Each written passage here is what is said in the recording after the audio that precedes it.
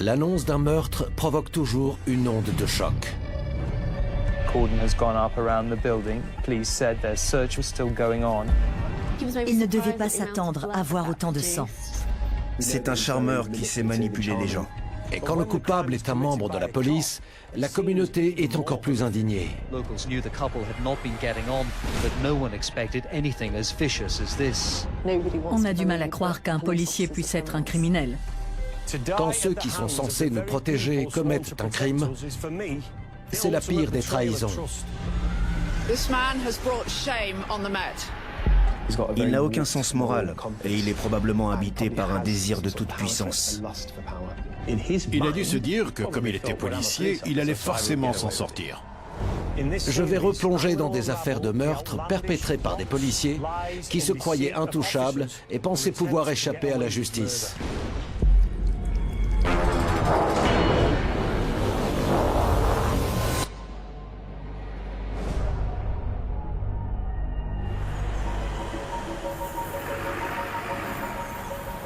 Stephen Jones était un agent de police respecté et salué pour son courage. Mais par une nuit glaciale de janvier 1993, Madeleine, sa femme, est retrouvée morte près d'une voiture accidentée. À première vue, tout laisse penser qu'elle est sortie de la route. Mais plus l'enquête avance, plus il devient évident que ce décès n'est pas accidentel. Il ne peut s'agir que d'un homicide. Cette femme de 37 ans a été assassinée par Stephen Jones, son mari, ayant 17 ans d'ancienneté dans la police et étant considéré comme un héros.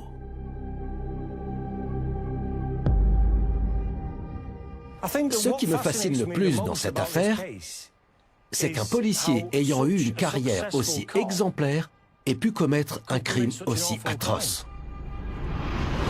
J'ai réuni une équipe d'experts pour comprendre pourquoi des représentants des forces de l'ordre en arrivent à de telles extrémités et comment leur métier les a aidés à tenter de dissimuler leurs crimes.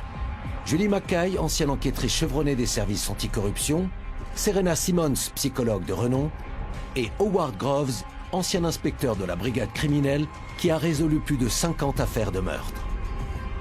Avec l'aide de ces spécialistes, je vais réétudier des dossiers impliquant des flics tueurs. Julie Mackay a passé une grande partie de sa carrière à enquêter sur des policiers corrompus. Elle est donc parfaitement placée pour m'aider à comprendre comment fonctionne l'esprit de ces criminels. Que savez-vous sur Stephen Jones ? Il travaillait le jour du meurtre et il patrouillait en voiture pour veiller à l'ordre public et il se rendait sur les lieux où des délits avaient été signalés. Mais il a aussi profité du fait d'être au volant d'un véhicule de police pour chercher un endroit propice au crime qu'il allait commettre. Donc, d'un côté, il protégeait ses concitoyens, et de l'autre, il était en train de préméditer un homicide qui allait détruire la confiance que le public avait en lui et en la police. Les premières personnes qui ont découvert la victime pensaient qu'il s'agissait d'un accident tragique. Oui, c'était un couple qui avait emprunté cette route. Ils ont vu cette petite voiture rouge accidentée sur le bas-côté et ensuite ils ont découvert le corps de Madeleine un peu plus loin. Ils ont eu l'impression qu'elle était morte dans l'accident et ils ont prévenu la police. Il y avait plusieurs éléments à prendre en compte. D'abord, elle était morte. Ouais. Et puis, deux questions restaient en suspens. Que s'était-il passé et qui était cette femme ? Ouais. Madeleine Jones est rapidement identifiée et la police apprend qu'un homme correspondant à la description de son mari a été aperçu près de la scène de crime. C'était un endroit très isolé. Mais par chance, un témoin l'a vu repartir au volant de sa propre voiture, ce qui était plutôt suspect dans ce contexte. Les premiers agents envoyés sur place ont-ils traité les lieux comme une scène de crime potentiel ? On était en 1993, donc les procédures n'étaient pas les mêmes qu'aujourd'hui. Et les policiers qui ont constaté les faits ont d'abord conclu à un accident. La voiture était dans le fossé, le corps se trouvait à proximité, le pare-brise était cassé, comme si Madeleine avait percuté un arbre, donc ils n'ont pas cherché plus loin. Est-il possible que Stephen Jones ait justement compté sur le fait qu'une enquête ne serait pas aussitôt ouverte ? Il avait l'expérience nécessaire pour savoir que les agents ne s'attarderaient pas sur certains détails. Je pense que c'est exactement ce qu'il s'est dit. Stephen Jones est convaincu d'avoir choisi l'endroit idéal pour maquiller son meurtre en accident. Madeleine a été retrouvée ici, le long de cette route traversant la petite forêt isolée de Tinkersdale, dans le nord du pays de Galles. John Shaun est journaliste pour un quotidien de la région. Ayant couvert l'affaire en 1993, il en connaît les moindres détails. Ce bois se trouve près de la ville de Deeside. C'est une zone rurale, mais l'ensemble de la région est beaucoup plus industrialisé. Elle a fait l'objet d'un programme de redynamisation dans les années 80, avec l'ouverture d'un parc industriel accueillant de grandes entreprises. Mais c'est aussi une région historique. On y trouve notamment le village de Arden où vivait William Gladstone, célèbre Premier ministre britannique. Le bois de Tinkersdale est connu pour les balades qu'on peut y faire. Beaucoup de promeneurs s'y rendent. J'aimerais voir l'endroit où le corps de Madeleine a été découvert. Et John a accepté de me retrouver là-bas pour me raconter comment la police a fini par comprendre qu'une enquête devait être ouverte. C'était ici, n'est-ce pas? La voiture se trouvait juste là. Nous sommes sur la scène de crime. Comment c'était à l'arrivée de la police? Le véhicule se trouvait au pied de l'arbre et le pare-brise était complètement fissuré. Il n'y avait personne dans l'habitacle et les agents ont découvert la victime à quelques mètres de là, près d'un petit ruisseau coulant en contrebas. Elle était étendue sur le dos. Peu de temps avant les faits, Stephen Jones contacte ses collègues. Il avait appelé des agents qu'il connaissait en leur expliquant qu'il s'inquiétait d'être sans nouvelles de sa femme. Selon lui, elle était partie faire le plein d'essence de sa voiture. Mais elle n'était toujours pas revenue et ce n'était pas normal. Il se demandait si elle n'avait pas eu un accident. Donc, d'une certaine manière, il préparait le terrain pour le moment où le corps serait découvert. De l'extérieur, Madeleine et Stephen Jones semblent former le couple idéal. Elle avait 37 ans à son décès. Elle était petite, puisqu'elle ne mesurait même pas 1,50 m. Et c'était une femme adorable et chaleureuse. Elle avait choisi de consacrer sa vie à son mari et à leurs 2 enfants. Le couple est marié depuis 13 ans à cette époque. Et Stephen Jones est une figure appréciée de la communauté. C'était un agent des forces de police locales, et les habitants de la région avaient beaucoup de respect pour lui. Il était très grand. D'ailleurs, ça lui avait valu d'être surnommé « géant joyeux » par certaines personnes. Il mesurait 1,85 m et pesait 120 kg. Il était aussi considéré comme un héros, parce qu'il avait sauvé la vie d'une jeune femme qui avait failli se noyer dans un étang gelé. Il s'était jeté à l'eau sans hésiter pour la sortir de là. Et il l'avait tenu contre lui jusqu'à l'arrivée des secours. Il avait évidemment été encensé par l'ensemble de ses concitoyens pour cet acte héroïque. Sa photo avait même fait la une d'un journal de la région. Donc il était très populaire. On le considérait comme un gardien et un pilier de la communauté. C'était le genre de personne en qui tout le monde avait confiance. Mais le héros local cache de sombres secrets. Et le 3 janvier 1993, à 22h40, le cadavre de son épouse est retrouvé le long d'un ruisseau. Ça me fait bizarre d'être là, en sachant que le corps de Madeleine gisait près de ce cours d'eau. J'ai aussi des photos de la voiture accidentée sur cette tablette. Et visiblement, elle avait stoppé sa course juste devant cet arbre. On avait l'impression qu'il s'agissait d'un accident de la route. Mais au cours des heures qui ont suivi la découverte de cette tragédie, les policiers se sont rendus compte qu'un certain nombre d'éléments étaient suspects dans cette affaire.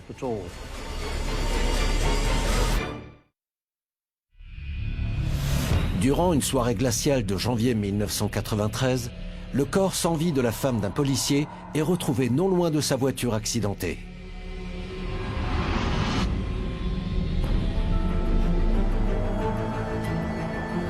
Les autorités concluent d'abord à une sortie de route fatale. Mais elles se trompent.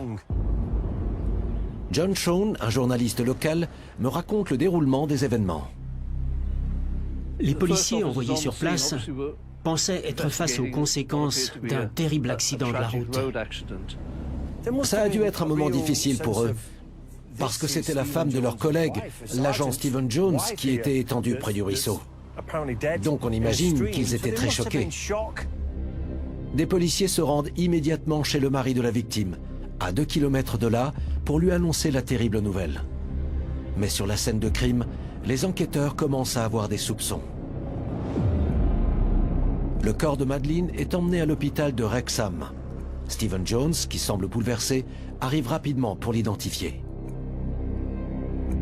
Au même moment, les premiers indices d'un homicide potentiel sont découverts sur la scène de crime.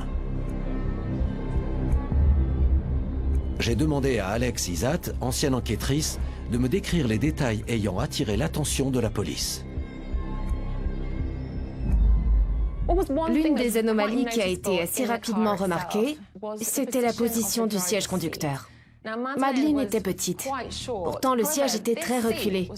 Elle mesurait seulement 1,49 m, donc ses pieds n'auraient jamais pu atteindre les pédales. Et elle n'aurait pas été en mesure de tenir le volant entre ses mains. C'est le premier détail qui a attiré l'attention des enquêteurs. Des membres de la police scientifique dépêchés sur place découvrent alors d'autres éléments très intrigants. L'état de la voiture ne cadrait pas avec un accident. Il n'y avait pas de traces d'impact majeur au niveau du pare-choc avant. Et les enquêteurs se sont demandé si Madeleine avait vraiment fait une sortie de route à cause de l'absence de marques de dérapage sur l'asphalte. Ça laissait penser que le véhicule ne roulait pas aussi vite qu'on aurait pu le croire. Ensuite, il y avait l'emplacement du corps et les dégâts sur le pare-brise. La victime n'était visiblement pas passée au travers. L'autopsie a également révélé que le traumatisme crânien qu'elle avait subi était dû à un seul et même choc. De plus, si elle avait réellement percuté son pare-brise, elle aurait eu des bris de verre un peu partout sur le corps. Et on aurait relevé des petits bouts de peau dans la voiture. Mais quand sa tête et ses cheveux ont été examinés, aucun bris de verre n'a été retrouvé. Pourtant, le pare-brise était bel et bien endommagé. Mais l'endroit où se trouvaient les impacts était étrange. Il y en avait 3. Et c'est à cause d'eux que le verre s'était fissuré. C'est donc là que la police scientifique aurait dû trouver des traces de sang et des morceaux de peau. En fait, seuls des résidus de rouille ont été prélevés, comme si un objet métallique avait percuté le pare-brise.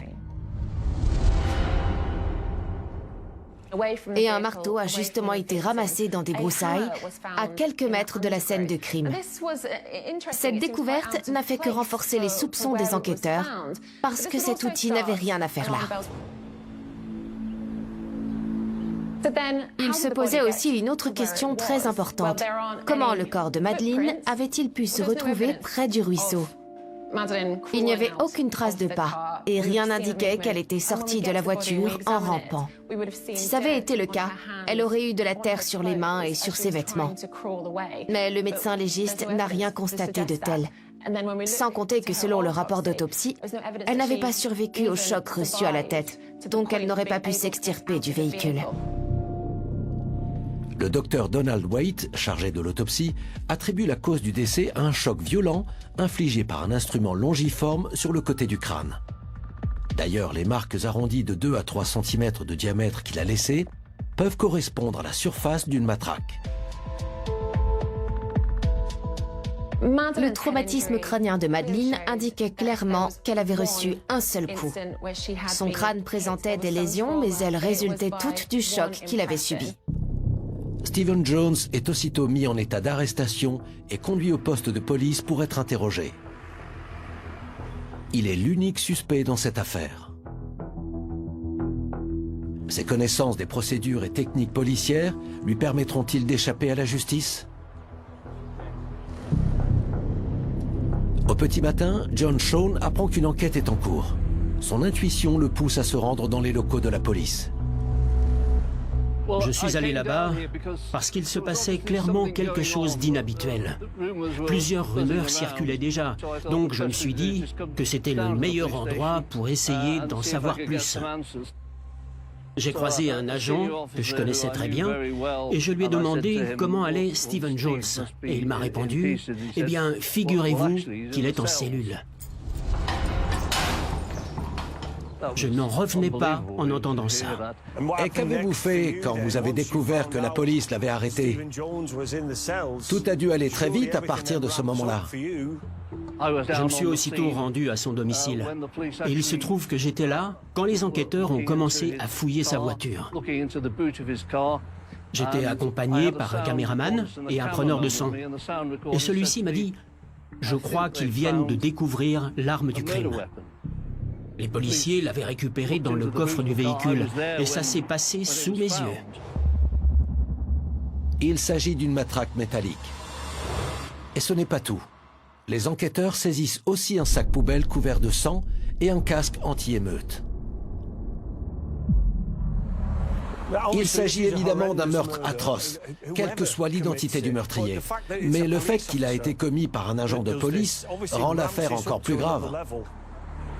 C'est impensable qu'un pilier de la communauté tel que lui puisse assassiner sa femme.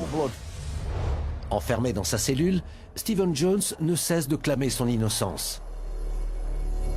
Mais en examinant le casque anti-émeute récupéré dans le coffre de sa voiture, les experts de la police scientifique découvrent de minuscules morceaux de verre provenant du pare-brise de la voiture de Madeleine. Et des débris similaires sont retrouvés sur les vêtements de son mari.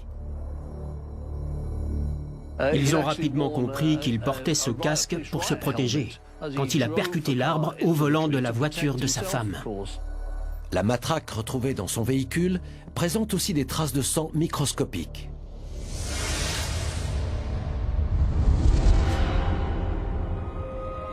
Alors comment Madeleine Jones est-elle morte? Et quel était le mobile? Les enquêteurs soupçonnent Stephen Jones d'avoir mis son plan à exécution un peu plus tôt ce jour-là. La scène de crime ne se trouvait donc pas dans le bois de Tinkersbell, mais au domicile du couple. Elle prenait un bain, donc il en a profité pour se rendre dans le garage et préparer tout ce dont il avait besoin. L'arme, le sac poubelle et le casque, parce qu'il savait comment il allait la tuer. Il l'a appelée pour qu'elle vienne le voir. Et dès qu'elle a franchi la porte du garage, il l'a frappée à la tête avec sa matraque. Et elle est morte sur le coup. Oui, ça l'a tuée instantanément. Difficile de croire qu'un policier ayant eu une carrière exemplaire et semblant mener une vie de famille heureuse avec sa femme et ses 2 enfants soit capable d'un acte aussi violent. Pour mieux comprendre cette affaire, j'ai fait appel à Howard Groves, ancien inspecteur à la brigade criminelle. Stephen Jones était considéré comme un modèle par l'ensemble de la communauté, mais en réalité c'était un homme perfide et cruel. Howard Groves a résolu plus de 50 affaires criminelles. Il est donc très bien placé pour m'aider à comprendre comment les enquêteurs ont retracé les événements de cette journée tragique grâce aux différents indices qu'ils ont relevés. S'il l'avait attaquée à l'étage, il aurait dû la traîner jusqu'à sa voiture, ce qui aurait laissé du sang partout dans la maison. Donc c'était beaucoup plus simple pour lui de l'agresser dans le garage. Comme ça, il pouvait mettre le corps directement dans le coffre. Comment Stephen Jones a-t-il fait pour que sa femme le rejoigne dans le garage? Il ne voulait pas attirer l'attention de leurs enfants, qui étaient dans la maison. Donc il l'a appelée depuis le rez-de-chaussée, en lui disant que son frère avait fait une crise cardiaque. Elle était dans la salle de bain à ce moment-là, et il voulait s'assurer qu'elle descende tout de suite le retrouver. Il a assassiné Madeleine à l'aide d'un objet contondant, avec lequel il l'a frappée à la tête. Oui. Mais ce n'était pas une matraque classique. Non, les bâtons utilisés par les forces de police ne sont pas métalliques. Ils sont fabriqués avec du bois. Alors que sa matraque était en acier. Voilà, c'était une arme beaucoup plus lourde. Donc on peut facilement tuer quelqu'un en 1 ou 2 coups. Il ne lui en a fallu qu'un. Exactement. Après, quelle a été l'étape suivante? Il a recouvert la tête de Madeleine avec un sac poubelle et il s'est assuré d'effacer toute trace de sang qui pouvait se trouver dans leur maison ou sur ses vêtements. Ensuite, il a placé le corps dans le coffre de sa voiture. Et il a essayé de maquiller le meurtre qu'il venait de commettre en simulant un accident de la route pour brouiller les pistes. On imagine qu'en tant que policier, Stephen Jones avait déjà vu plusieurs accidents de voiture, donc il savait ce qu'il faisait. Quand on vous envoie constater un accident, vous ne vous dites quasiment jamais qu'il s'agit d'un acte criminel et prémédité. Donc vous menez une enquête beaucoup moins approfondie que dans le cas d'un crime avéré, que ce soit un homicide ou une agression particulièrement grave. Stephen Jones savait que les agents envoyés sur place n'iraient pas chercher très loin, s'ils considéraient la mort de Madeleine comme la conséquence d'un accident de la route. Donc, dans un premier temps, les policiers sont arrivés sur les lieux et ont identifié le corps. Que s'est-il passé ensuite? Des agents se sont rendus à son domicile pour lui annoncer la nouvelle et le réconforter. Leur démarche n'avait rien d'anormal, puisqu'ils pensaient que sa femme était morte sur la route. Mais ils se sont présentés chez Stephen Jones avant qu'il ait eu le temps de se débarrasser de l'arme du crime et des objets qu'il avait utilisés pour mettre en scène cet accident. Donc, d'une certaine façon, c'est grâce à eux qu'il n'a pas pu aller jusqu'au bout de son plan. Et entre-temps, sur les lieux de l'accident, les membres de la police scientifique ont compris qu'il s'agissait d'un meurtre. Pendant que ses collègues le soutenaient, une enquête criminelle était en train de s'ouvrir, et ça lui a coûté très cher. Tout à coup, le mari qui venait de perdre sa femme était soupçonné de l'avoir tuée.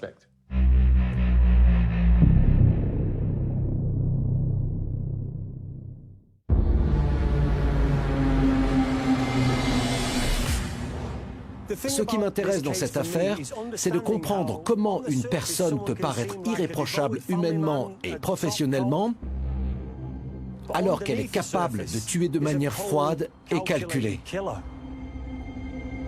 Dans les jours suivants, Stephen Jones continue de clamer son innocence. Dans ce genre d'affaires, on est souvent confronté à des suspects qui nient catégoriquement toute implication. C'était le cas avec Stephen Jones. Mais quand les preuves l'incriminant ont commencé à s'accumuler, il a compris qu'il devait changer de stratégie. Quelle réponse a-t-il donnée quand les enquêteurs l'ont interrogé après son arrestation? Dans un premier temps, il a affirmé n'être au courant de rien.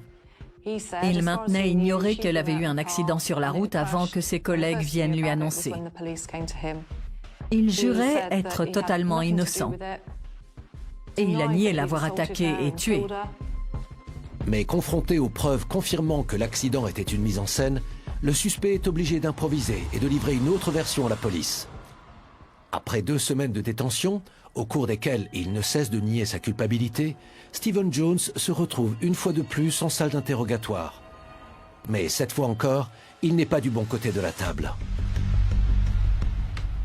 Les enquêteurs ont réuni toutes les preuves l'incriminant et ils les lui ont présentées une par une. Donc il a fini par comprendre qu'il ne pouvait plus les convaincre de son innocence. La police savait ce qu'il s'était réellement passé. Je vous ai apporté la déposition qu'il a faite après avoir décidé de changer de version 15 jours plus tard. Je vous laisse la découvrir. Donc, au lieu de continuer à nier son implication, il a choisi de raconter une nouvelle histoire. Oui. Ok, il faut que je mette mes lunettes pour pouvoir lire tout ça. Après être rentré chez moi le 3 janvier 1993, je me suis violemment disputé avec ma femme au rez-de-chaussée de notre maison. Elle m'accusait d'être infidèle et elle a reconnu avoir une relation extra-conjugale. Nos mots étaient très durs et nous en sommes venus aux mains. Ma femme avait saisi un marteau, mais j'ai réussi à lui arracher dans la bagarre. Nous sommes tombés à la renverse et les portes du patio se sont ouvertes sous notre poids. Madeleine gisait à terre, du sang s'écoulant de sa tête. Elle ne respirait plus, alors j'ai compris qu'elle était morte. J'étais comme paralysé, mais ensuite j'ai paniqué et j'ai décidé de faire croire à un accident de la route.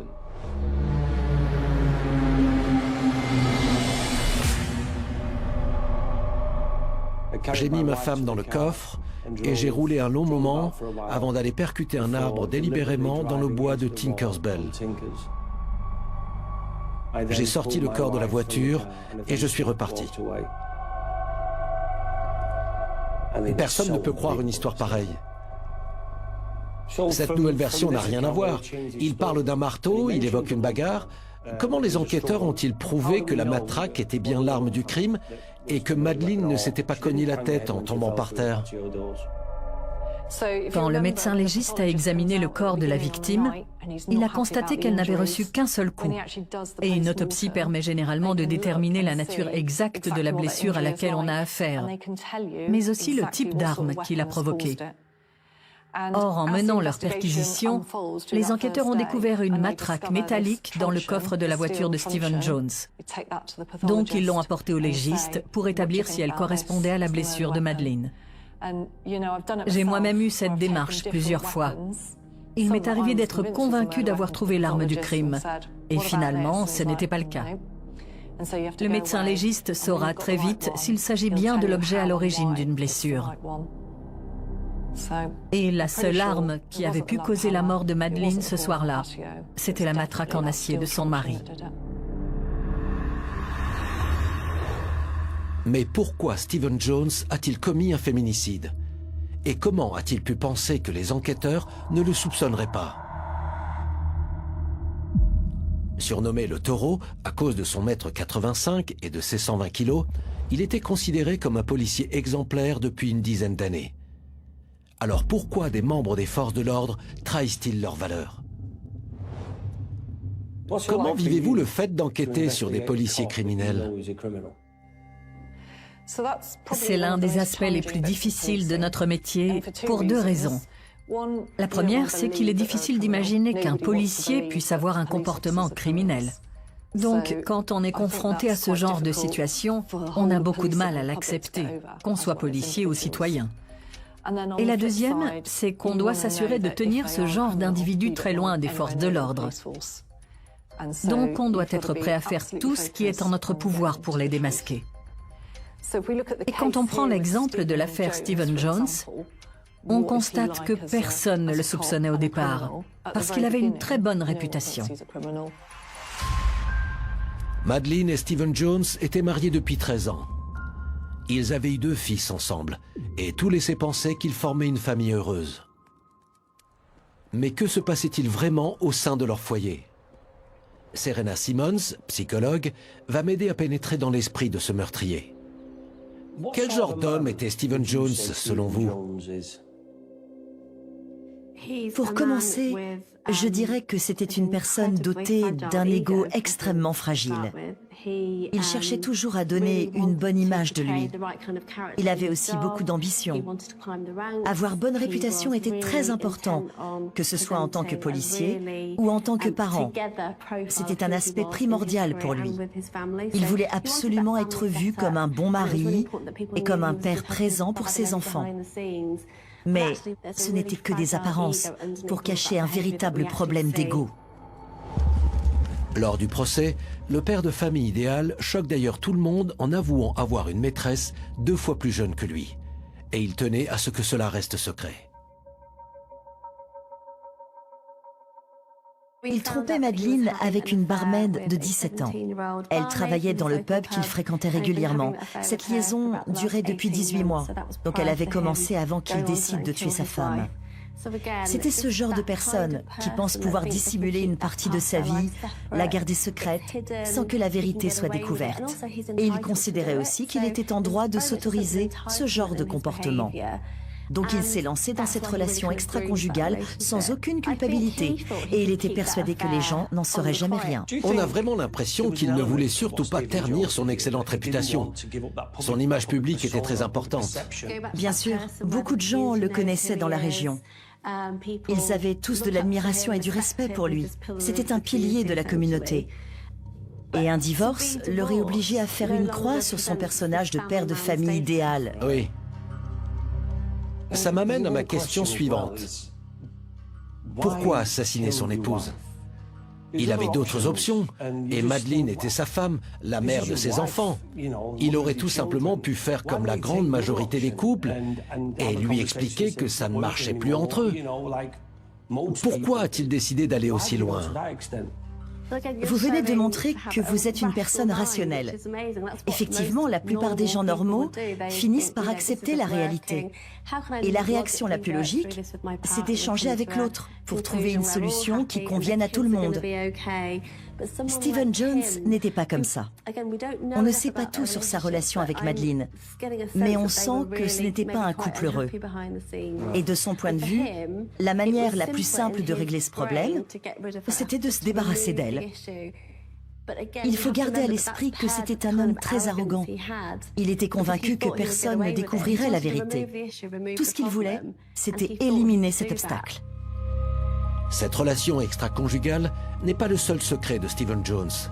S'il a assassiné sa femme, ce serait aussi pour l'argent.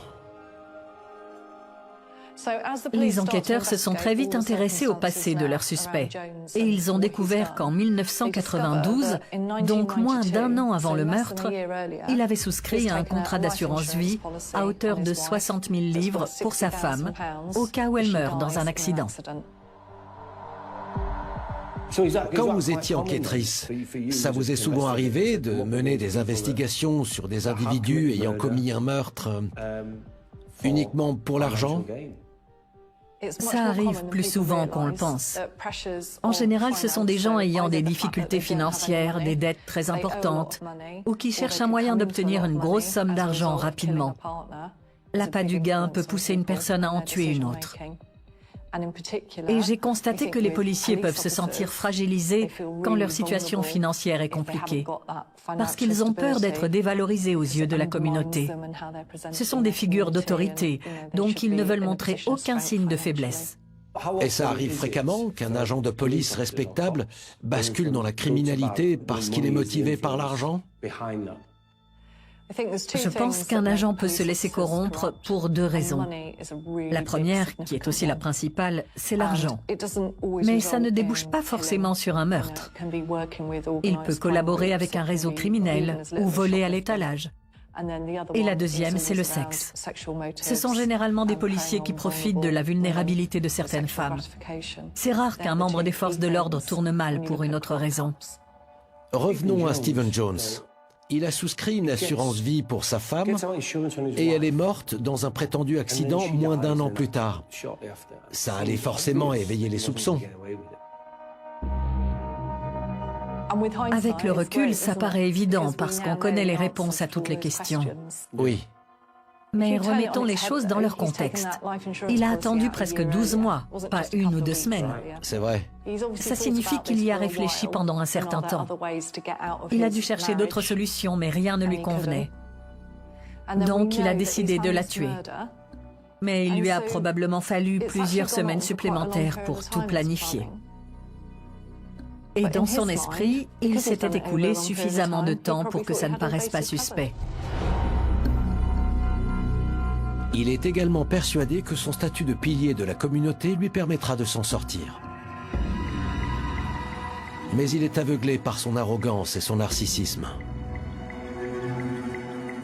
On sait aujourd'hui qu'il cachait un côté sombre. Stephen Jones avait réussi à convaincre tout le monde qu'il était irréprochable. Il était vu comme un père de famille aimant et un policier exemplaire. Il entraînait l'équipe de football junior, mais il avait des idées sinistres. Donc il faisait tout pour que cet aspect de sa personnalité reste secret. Pourtant, il a laissé cette part de lui s'exprimer en décidant d'assassiner sa femme. En même temps, il n'y a qu'un type de personne bien précis qui peut choisir le meurtre pour se sortir d'une relation devenue gênante. Il y réfléchissait depuis longtemps. Mais je pense qu'il y avait une part de fantasme dans la manière dont il a imaginé ce qui allait se passer. Parce que certains aspects du crime semblent avoir été mal exécutés. Je pense par exemple au moment où il l'a frappée, quand elle est venue le retrouver dans le garage. Il ne devait pas s'attendre à voir autant de sang à mon avis, donc il a peut-être paniqué. Ça peut paraître surprenant, mais certains tueurs avec lesquels j'ai travaillé étaient choqués par le meurtre qu'ils avaient commis. Ils avaient besoin que je les aide à gérer ce qu'ils avaient vécu, parce qu'ils n'avaient pas anticipé certains détails comme le sang, les odeurs, les sons, et ils en étaient sortis traumatisés. Donc il est possible que Stephen Jones se soit simplement dit qu'il allait tuer Madeleine, puis se débarrasser du corps, sans réfléchir aux détails et à la réalité de cet acte. Et comme ça ne s'est pas passé comme il l'imaginait, il a dû effacer les traces de son meurtre dans la panique. Il avait aussi très peur qu'un divorce l'empêche d'être promu au grade d'inspecteur. C'était un homme ambitieux et il espérait aller loin en gravissant tous les échelons. Donc il craignait que l'échec de son mariage ternisse son image. Sur le lieu de l'accident, les enquêteurs ont relevé plusieurs incohérences. Désormais, les autorités estiment avoir suffisamment de preuves pour faire condamner Stephen Jones. Mais un jury sera-t-il de cet avis ?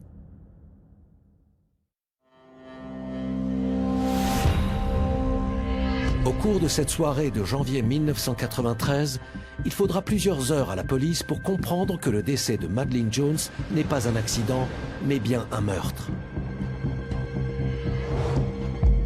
L'agent Stephen Jones, son mari, l'a violemment assassinée à leur domicile avant de simuler un accident de la route. Mais il a commis plusieurs erreurs. J'ai la photo de la voiture sous les yeux. On voit que le pare-brise est endommagé et on a l'impression qu'elle a percuté l'arbre sur le bas-côté. Mais il a été complètement stupide. C'était un policier expérimenté et il n'a même pas eu la présence d'esprit de mettre le siège conducteur dans la bonne position. Une personne mesurant 1,49 m comme Madeleine n'aurait jamais été assise aussi loin du volant. Il avait prémédité son crime, mais il n'avait pas pensé à tous ces détails. Et heureusement, parce que c'est ce qui a causé sa perte. Le médecin légiste conclut que Madeleine est morte après avoir reçu un coup violent à la tête. Et pour les enquêteurs, la scène s'est certainement déroulée dans le garage du couple. Stephen Jones pensait-il s'en sortir parce qu'il était policier ? Ça ne fait aucun doute.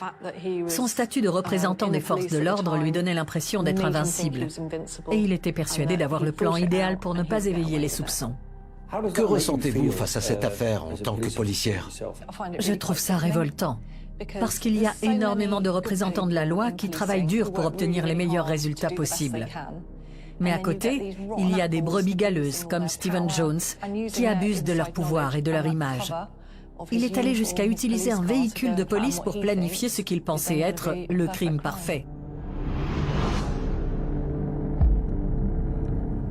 En tant que policier, ça me met très en colère. Notre première mission, c'est de servir l'intérêt public et de prendre la décision la plus juste possible dans les situations auxquelles on est confronté au quotidien. Mais des individus comme lui n'hésitent pas à tuer leurs femmes ou leurs proches. Et de tels actes nous rendent furieux. Mais il ne faut pas oublier qu'un policier reste un être humain, et certains sont mal intentionnés et malhonnêtes. Donc, personnellement, je suis toujours choqué et attristé d'apprendre que des représentants des forces de l'ordre ont agi de cette manière. Mais on ne vit pas dans un monde parfait. Malheureusement, il y aura forcément des policiers qui abuseront de leur autorité et de leur expérience du métier pour commettre des actes abominables. Stephen Jones a prémédité son crime, mais tout ne s'est pas passé comme il l'avait prévu. S'il a commis autant d'erreurs, c'est sûrement parce que dans ce genre de situation, vous avez peur que quelqu'un arrive et vous prenne sur le fait. Donc vous essayez d'être aussi rapide que vous le pouvez. Un tueur aura beau avoir tout planifié, il sera toujours pris par l'urgence au moment de reproduire la scène qu'il s'est imaginée. Et dans le cas de Jones, il craignait de se faire surprendre. Donc il s'est probablement senti sous pression et ça l'a empêché d'avoir un raisonnement logique, alors qu'il était persuadé d'avoir trouvé le scénario idéal avec ce faux accident. Tout est allé trop vite pour ce meurtrier. On imagine bien sa surprise quand la police s'est présentée devant sa porte, moins d'une heure après avoir découvert Madeleine. Stephen Jones devait penser qu'il aurait le temps de se laver et se débarrasser des preuves qu'il avait laissées dans le coffre de sa voiture. Il n'a même pas pu vérifier qu'il ne restait aucune trace de sang dans la maison. Il a été pris de court, donc il devait être complètement paniqué en voyant les agents arriver. Mais il ne l'a pas montré. Il est resté calme, il a fait semblant d'être choqué par la nouvelle, et il se demandait sûrement ce qu'il allait pouvoir raconter aux enquêteurs s'il se faisait arrêter. Les mensonges de Stephen Jones vont rapidement le rattraper. Le héros et pilier de la communauté apparaît alors comme un criminel de la pire espèce. D'après votre expérience, est-ce rare qu'un mari assassine sa femme de cette manière ? Pas du tout, malheureusement. En ce qui me concerne, J'ai travaillé sur un certain nombre d'affaires de violence conjugale où les conjoints avaient infligé des blessures particulièrement graves à leurs femmes. Ce qui est surprenant ici, c'est de savoir qu'il était policier et qu'il ait été capable de commettre un tel acte. J'ai beaucoup de mal à comprendre comment c'est possible. Parce que sa mission était de protéger. Il avait peut-être déjà arrêté des auteurs de violences conjugales, mais ça ne l'a pas empêché de commettre un féminicide. Je ne sais pas comment ces individus peuvent en arriver là. De plus, il était considéré comme un héros local parce qu'il avait sauvé une femme de la noyade dans un étang gelé quelques années auparavant. Ça paraît insensé que ce genre de personne puisse mal tourner. Exactement. Il n'a pas hésité à prendre tous les risques pour secourir cette personne. Et pourtant, il n'a pas non plus hésité à en tuer une autre. Le procès de Stephen Jones s'ouvre le 16 novembre 1993. Il a été jugé au tribunal de Caernarfon, dans le nord-ouest du Pays de Galles. The judge, Mr. Justice Kennedy, heard that Jones, who has 2 young sons, had taken out extra life insurance for his wife and had been having a passionate affair. He feared the effect a divorce would have on his promotion prospects. Comment se sont déroulées les délibérations? Le jury a mis à peine plus de 3 heures pour rendre son verdict, ce qui est très rapide. En général, ça dure plusieurs jours. Mais les preuves à charge étaient accablantes. De son côté, le juge a insisté sur le fait que Stephen Jones était un agent de police expérimenté et qu'il avait utilisé ses connaissances du métier pour essayer d'échapper à la justice. Donc il a décidé de lui infliger une peine très lourde, de manière à sanctionner cet abus de pouvoir. En guise de conclusion, le juge lui a dit qu'il avait commis un crime abominable. Et il lui a expliqué clairement qu'il le punissait aussi pour avoir tué alors qu'il portait l'uniforme.